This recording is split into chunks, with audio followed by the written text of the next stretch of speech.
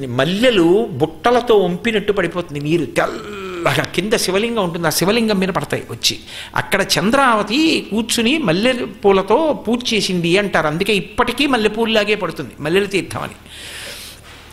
అటువంటి చోట చెట్లు ఎగిరి వెడుతుంటాయి. శ్రీశైల శృంగే వివిధ ప్రసంగే శేషాద్రి శృంగే సదా వసంతం తమర్జునం మల్లిక పూర్వమేనం అంటారు శంకరాచార్యులు వారు శ్రీశైలం గురించి యోగతారావళిలో. నాతో అప్పుడు ఆ చక్రవర్తి గారు చెప్పారు, నేను ఒకప్పుడు ఇక్కడికి వచ్చినప్పుడు చెట్టు ఎగిరి వెళ్ళిపోతుంటే చూశానండి, పరమసత్యం ఇక్కడే ఎగరడం చూశాను అని చెప్పారు. మనం చూడలేదని అబద్ధాలు అనకూడదు, దోషం అది. ఆ దేశ సంస్కృతిని నాశనం చేసేయకూడదు. ఇంత గొప్ప వేదభూమి, ఇంత పవిత్ర భూమి, శంకరాచార్యులు వారికి ఏం కర్మ, అక్కర్లేని విషయాలు ఎందుకు మాట్లాడతారు? ఒక స్తోత్రం చదవకుండా, ఓ స్తోత్ర వ్యాఖ్యానం చదవకుండా, ఈ దేశ వైభవం చదవకుండా, ఈ దేశం ఎంత గొప్పదో తెలుసుకోకుండా చౌకుబారుగా మాట్లాడకూడదు. అది దోషభూయిష్టం. దేశ సంస్కృతిని, దేశ గౌరవాన్ని నాశనం చేస్తాయి అటువంటి మాటలు. ఒకటి ఉంది అన్నప్పుడు దానికి ప్రమాణం ఉన్నది. శ్రీశైలం గురించి అంత గొప్పగా చెప్పారు. శ్రీశైలమునందు మనసు తేలికగా లయమైపోతుందని శంకర భగవత్పాదులంతటి వారు నిర్ధారించారు. అసలు శంకరాచార్యుల వారు క్షేత్రం పేరెత్తరెక్కడ. అటువంటిది శివానందలహరి చేస్తే ఖచ్చితంగా మధ్యలోకి వచ్చేటప్పటికి 100 శ్లోకాల్లో 50వ శ్లోకం దగ్గరికి వచ్చేటప్పటికి సంధ్య మధ్యలోకి వచ్చింది కాబట్టి శ్రీశైలం చెప్పారు. సంధ్యారంభ విజృంభితం శృతిశిరస్థానాంతరాధిష్ఠితం సప్రేమ భ్రమరాభిరామమసకృత్సద్వాసనాచోభితం భోగీంద్రాభరణం సమస్త సుమన పూజ్యం గుణావిష్కృతం సేవే శ్రీగిరిమల్లికార్జున మహాలింగం శివాలింగితం. ఇది కొంచెం బాధాకరమైన విషయం. ప్రపంచ దేశాలన్నీ సంస్కృతిలో వాళ్ళకి ఏదైనా ఒక చిన్న విషయం ఉంటే ఇది మా సంస్కృతి, ఇది మా గొప్పతనం అని చెప్పుకుని తిరుగుతున్న రోజుల్లో మన దేశంలో మనకింత సంస్కృతి వైభవం ఉండి గొప్పతనం ఉన్నటువంటి తపోభూములు, యోగ భూముల గురించి అవలా ఉంటాయా అని మనం మాట్లాడడం, మన సంస్కృతిని మనం పాడు చేసుకోవడం, చిన్నతనం చేసుకోవడం, చిన్నబుచ్చుకోవడం మార్చుకోవలసిన విషయమేమో అని చెప్పి ఎందుకో ఆర్తితో అప్పుడప్పుడు నాకు అనిపిస్తుంది. ఒకవేళ నా ఆలోచన దోషమైతే మన్నింపబడేదనుగాక. కాబట్టి అదిగో అటువంటి క్షేత్రములు అవి దేవభూములు. హరిద్వార్ తర్వాతంతా దేవతలు సంచరించేటటువంటి భూములు. అందుకే కొన్ని చోట్ల ప్రవేశించడం సాధ్యం కాదు. ఇప్పటికీ దైవీత్వం ప్రకటనమవుతూ ఉంటుంది. బదరీనాథ్లో 0 కన్నా కిందకి వెళ్ళిపోతుంది. ఒకప్పుడు శృంగగిరి పీఠాధిపతులు ఇలా అభిషేకం చేద్దామంటే గడ్డైపోయింది మంచు, అయినా చేశారు. మరి నియమం అటువంటిది. పీఠాధిపతి ప్రధాన నియమం శృంగేరిలో చంద్రమౌళీశ్వర అభిషేకమే. అటువంటి ప్రాంతంలో ఇక ఎవరు ఉండలేరని చెప్పి కొన్ని నెలల పాటు గుడి తలుపులు మూసి వచ్చేసే ముందు అఖండ దీపం పెట్టి నెయ్యి వేసి వచ్చేస్తారు. అన్నీ గడ్డైపోతాయి, దీపం మాత్రం మళ్ళీ తలుపులు తీసేటప్పటికి వెలుగుతూనే ఉంటుంది. ఇంకా అంతకన్నా ప్రమాణం ఏముంటుందండి లోకంలో? మొన్ననే కదా నేను శ్రీకాళహస్తి గురించి చెప్పా. లేపాక్షి విదేశీయులు ఒకప్పుడు స్తంభం కదిపారు. వేలాడుతున్న స్తంభం మీద గుడిలా ఉంటుందని. దేవాలయం అంతా కదిలింది. అంత గొప్ప శాస్త్రవేత్తలు ఒకప్పుడు. కానీ అన్నిటినీ దేవాలయపరం చేసి సంస్కృతిని నిలబెట్టారు. కాబట్టి అటువంటి దేవభూములు కనుక శంకరుడంతటి వాడు అక్కడ తపస్సు చేస్తున్నాడు. ఆయన వచ్చి తపస్సు చేసుకుంటున్నాడన్న విషయం హిమవంతుడికి తెలిసి ఆయన పరమ సంతోషాన్ని పొందాడు. లోకంలో ఉండేటటువంటి పోకడ ఏమిటంటే ప్రతి వ్యవస్థలోనూ ఎక్కడో అక్కడ ఎవరో ఒకడు ఆ వ్యవస్థలో ఉండేటటువంటి పవిత్రతని పాడు చేసి దానిని ఆధారం చేసుకుని లోకాన్ని పాడు చేసే ప్రయత్నం చేసేవాళ్ళు ఉంటారు. కానీ దానివల్ల విధానమే దోషము అనడం మాత్రం మంచిది కాదు కదా. మహాత్ములు ఉంటారు, మహాత్ముల్లా నటించేవాళ్ళు ఉంటారు. సంప్రదాయం ఏమిటంటే పెద్దలైనటువంటి వారిని సేవింపచేస్తారు. ఏదో వారు పూజ చేసుకుంటున్నారు అనుకోండి, ఇంట్లో పెళ్లి కాని ఆడపిల్ల ఉందమ్మా, ఆయన పూజ చేసుకుంటున్నారు, ఆయనకి కాసిన నీళ్లు పెట్టు, అభిషేకానికి ఈ పువ్వులు పట్టుకెళ్ళి పెట్టు. ఎందుకంటే మహాత్ముల సేవ చేస్తే వారు సంతోషించి ఆశీర్వచనం చేస్తారు. వారికి ఏం కావాలి ఇంకంతకన్నా? వారేం తాంబూలాలు కోరుకుంటారా, బట్టలు కోరుకుంటారా, ఏం కోరుకుంటారు? చిన్న పిల్ల పువ్వులు కోసి తెచ్చిపెట్టిందే, స్నానం చేసి నీళ్లు తెచ్చిపెట్టిందే అని ఆనందించి అమ్మా ఉత్తరోత్తరాభివృద్ధిరస్తు సత్సంతాన ప్రాప్తిరస్తు, ఏంటి ఏదో మంచి చక్కటి నీకు వరుడు వచ్చుగాక అన్నట్లుగా ఆశీర్వచనాలు చేస్తారు. చేస్తే దానివలన ఆ పిల్ల జీవితం బాగుంటుంది. మహాత్ముల యొక్క ఆశీర్వచనం అంగరక్ష కనుక హిమవంతుడు అదే చేశాడు. అందుకే హిమవంతుడు కూడా తన కుమార్తె అని కదూ అనుకుంటున్నాడు పార్వతీదేవిని. ఆవిడ మాయ, దేవి క్రీడిస్తూ ఉంటుంది. అందుకని ఈవిడ్ని తీసుకుని శంకరుడి దగ్గరికి వెళ్ళాడు. అవధా ఈశ్వర విన్నపంబు మదిలో నాలింపు. శంకర, నేను చేస్తున్నటువంటి విజ్ఞాపనని వినండి. ఈ యువిదన్ మీ యొద్ద పెట్టిపోయదను, ప్రీతిన్ మిమ్ము సేవించుడెన్. ఈమెను మీ దగ్గర ఉంచుతాను. ఈమె ప్రీతితో మీకు సేవలు చేస్తూ ఉంటుంది. ఈమె ఏమైనా పొరపాటున తెలిసి కానీ తెలియక కానీ అపరాధములు చేయవచ్చు. కానీ పెద్ద మనస్సుతో ఆ అపరాధములను మన్నించండి. తెలియని పిల్ల కదూ, చిన్నపిల్ల కదూ, ఆమె జీవితం బాగుండాలని మీకు కొద్దిగా సేవ చేసి పెడుతుందని ఇక్కడ విడిచిపెడుతున్నాను. మీరు తపస్సు చేసుకుంటున్నారు కదూ, ఆమె చెలికత్తెలతో కలిసి ఉంటుంది. వేళపట్టున పువ్వులు అందిస్తుంది, ఆ వేళపట్టును తీసుకొచ్చి నీళ్లు పెడుతుంది. కానీ చిన్నతనం కదూ, అందుకని ఒక్కొక్క రోజున సరిగా వేళపట్టును చేయకపోవచ్చు. కానీ కోపం పెట్టుకోకండి అని అవధా ఈశ్వర విన్నపంబు మదిలో నాలింపు. ఈ విదారత్నము పెట్టిపోయేదను మీ వద్దన్, సంప్రీతిన్ మీకు సేవించడం. ఈమె మిమ్మల్ని సేవిస్తుంది. ఒకవేళ ఏదైనా పొరపాటు వస్తే మాత్రం మన్నించండి అని చెప్పి ఆమెను అక్కడ ఉంచి హిమవంతుడు ఇంటికి వెళ్ళిపోయాడు. ఆ తల్లి శంకరుణ్ణి సేవిస్తోంది చెలికత్తెలతో కలిసి. ఈలోగా ఇంద్రుడికి తొందర కలిగింది. ఎందుకని? నిన్న మీకు చెప్పాను, వజ్రాంగుడు ఆయనకి బ్రహ్మగారి చేత ఇయ్యబడినటువంటి వరాంగి యొక్క కోరికను అనుసరించి బ్రహ్మగారి గురించి తపస్సు చేసి తారకాసురుడిని కన్నాడు. తారకాసురుడు పుట్టినప్పుడే లోకములో దుశ్శకునములు కనబడ్డాయి. ఆ తారకాసురుడు తన పొందినటువంటి తపోబలం చేత లోకములనన్నిటినీ పీడిస్తున్నాడు. ఎవరికైనా ముందు ఏముందండి, చావు లేదనేటప్పటికీ స్వర్గలోకాన్ని ఆక్రమిస్తారు, భోగం అనుభవిద్దాం ఇంక ఈ శరీరంతో. శరీరం ఉంటే కదా భోగం, అందుకని చావు ఉండకూడదంటారు. ఎందుకంటే భోగం అనుభవించాలని. జ్ఞాని శరీరం ఉండాలండవు, ఎందుకంటే ఆత్మ నేను కాబట్టి ఉంటే ఎంత ఊడిపోతే ఎంత అంటాడు. కాబట్టి ఆ తారకాసురుడు స్వర్గలోకాన్నంతటినీ కూడా తన చెప్పు చేతల్లోకి తీసుకున్నాడు. తీసుకుని దేవతలందరినీ తరివేశాడు. వీళ్ళందరికీ కూడా ఇప్పుడు బాధ. ఎలా?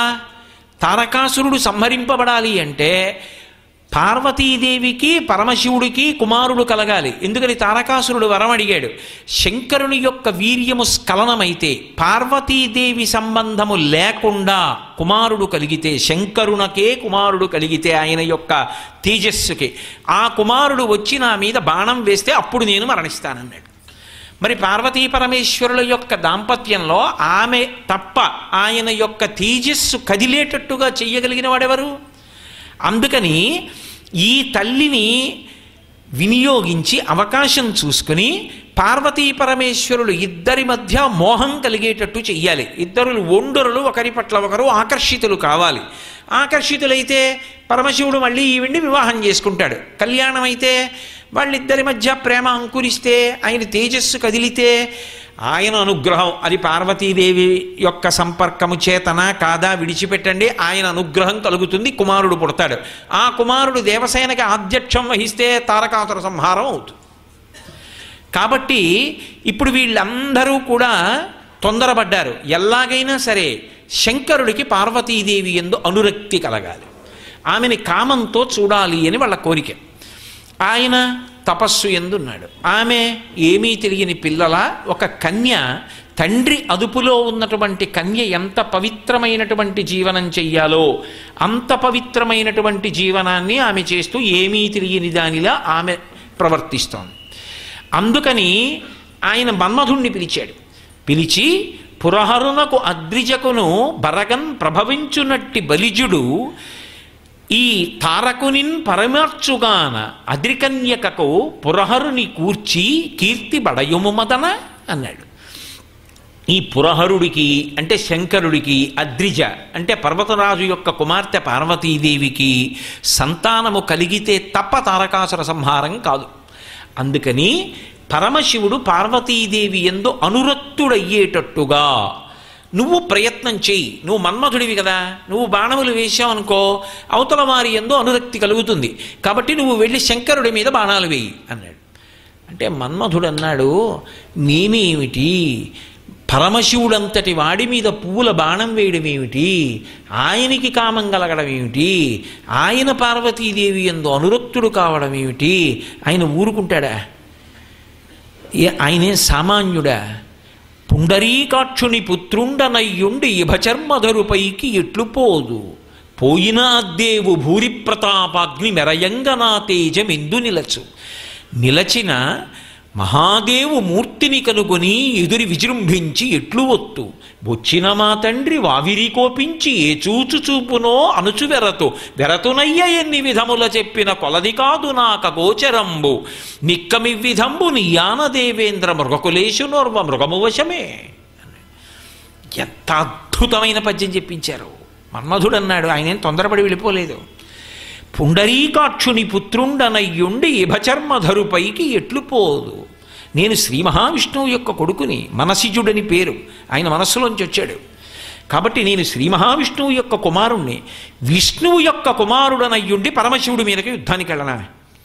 వాళ్ళిద్దరూ శరీరము ప్రాణములా ఉంటారు, యథార్థమునకు అభేదం. అటువంటి శంకరుడి మీదకి విష్ణుపుత్రుడనైన నేను యుద్ధానికి వెళ్ళనా? అసలు కుదురుతుందా అది? పుండరీకాక్షుని పుత్రుండనయ్యుండి ఇభచర్మధరుపైకి ఎట్లు పోదు, పోయిన దేవు భూరి ప్రతాపాగ్ని మెరయంగా నా తేజమెందు నిలచు. ఆయనెక్కడా, నేనెక్కడా?